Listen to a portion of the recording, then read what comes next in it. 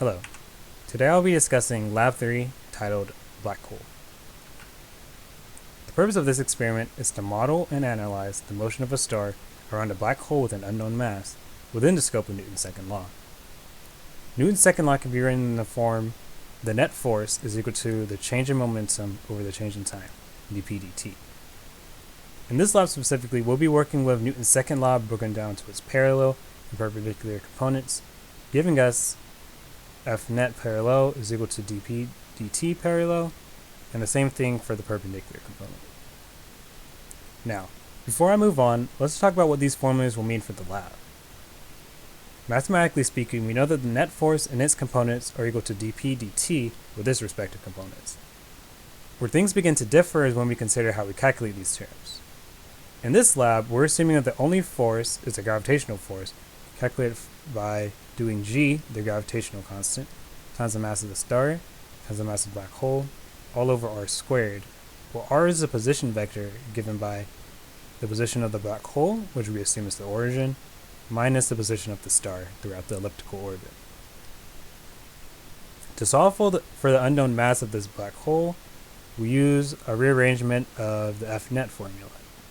And that's where we run into our problem.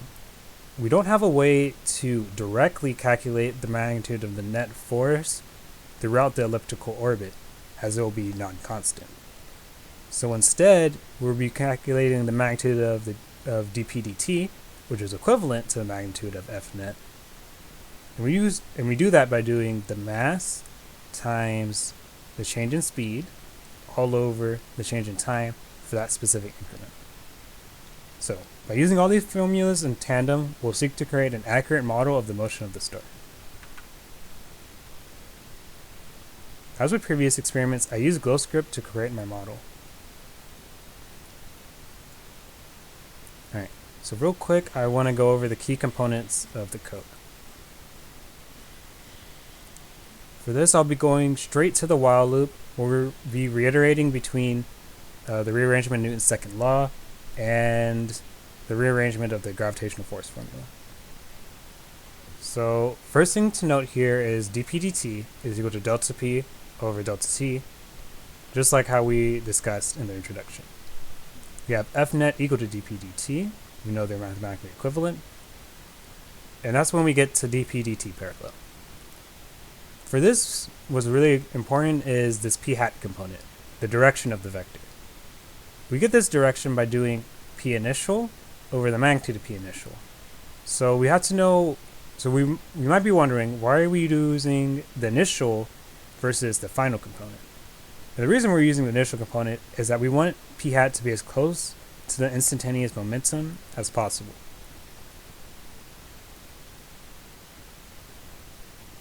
Of course, we can also set the parallel component of the net force equal to the momentum component. And we can calculate the perpendicular component by subtracting the summation of the two components, the net dp dt, minus the parallel component. And of course, once more, we can set the force perpendicular equal to the momentum perpendicular.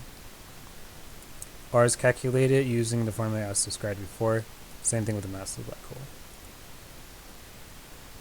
When ran, we get three vectors, orange representing the net force, always in the direction of the agent of the force, the black hole.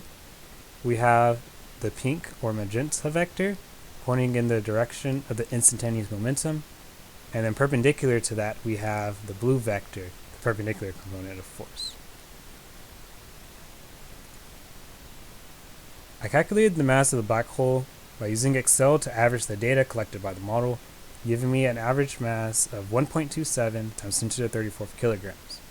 Similarly, I calculated the standard deviation, giving me 1.58 times 10 to the 32 kilograms, which is 2 magnitudes smaller than my average mass, indicating that my masses were relatively close together in the data set, which also indicates that the model was relatively accurate. To wrap things up, we're going to consider this what-if situation. Imagine the black hole whose mass we found was removed, replaced with a different black hole, with the motion of the observed star remaining unchanged, and only the gravitational force still acting on this black hole. Specifically, we want to know if this mass will be different from the original black hole. So in this scenario, we're under the same assumptions and circumstances, with the motion of the star being in its elliptical orbit, and that only the gravitational force is acting on it. And because of this, we know that the mass of this black hole must be the same as the original one to satisfy those conditions. And with that, thank you for watching, and hope you have a great day.